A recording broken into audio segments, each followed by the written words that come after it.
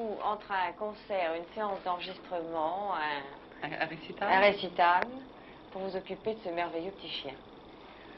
Il n'est pas très exigeant sur le plan, comment dirais-je, qu'on s'occupe de lui. Il est très discret, il est très réservé.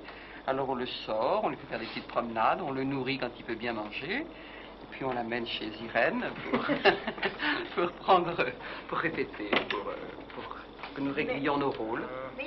Mais parfois, oui, parfois, quand je chante des choses un petit peu dures, comme la voix humaine, alors il n'est pas d'accord, il n'aime pas que je souffre.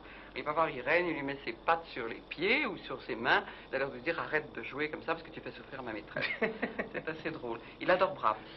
Ah oui? Oui, mais vous, Brahms, lui aime Brahms. Voilà. Vos carrières vous font faire le tour du monde. Est-ce que vous emmenez le chien partout avec vous? Qui doit répondre? Toi. Je crois que lorsque ce sont des déplacements très longs et très lointains, ça pose quelquefois des problèmes. D'abord, il faut savoir si dans les hôtels où on va, on les accepte, hôtels ou autres.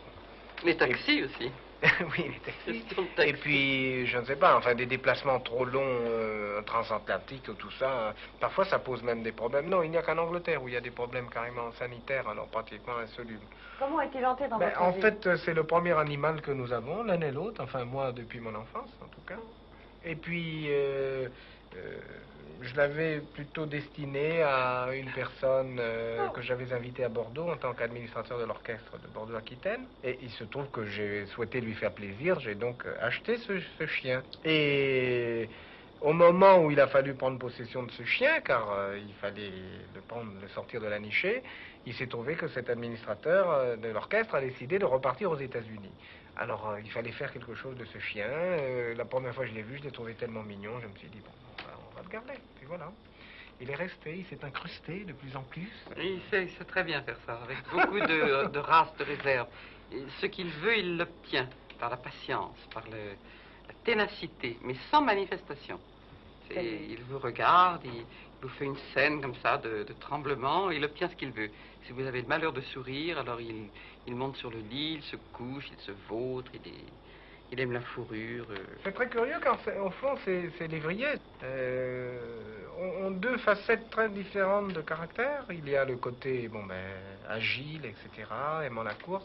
Et puis au contraire, alors dès qu'ils sont dans un intérieur, ils ne recherchent que le douillet, tout ce qui est très chaud, pour peu se mettre sous les couvertures de fourrure, autant que possible au pied du lit.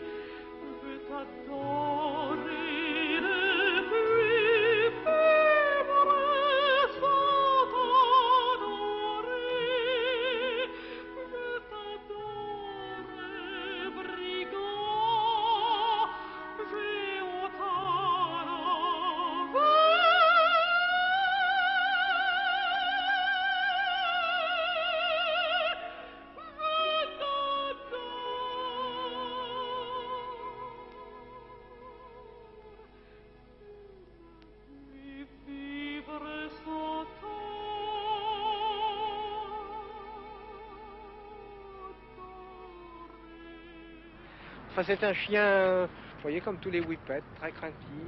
Viens là, viens.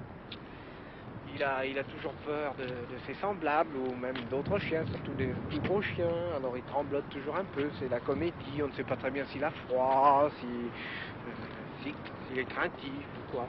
Mais en tout cas, c'est un très gentil compagnon parce qu'il est toujours à mes pieds, vous voyez. Sans laisse, on peut le promener partout, en ville ou dans la campagne, enfin partout. On est sûr qu'il ne va pas se perdre et qu'il suit.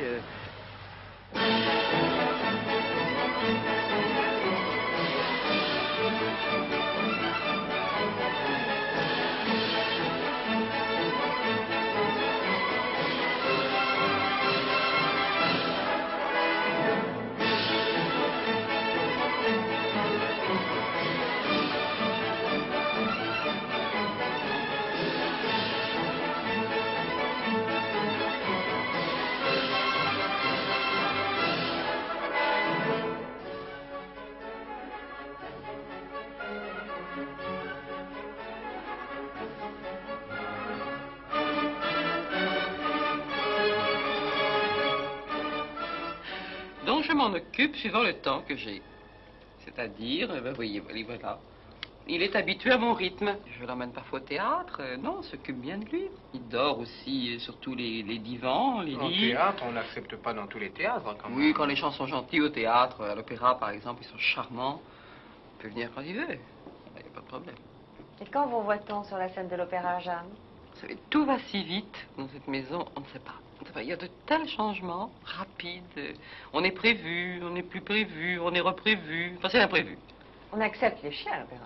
Ben, les cabots, bien sûr. On en parle.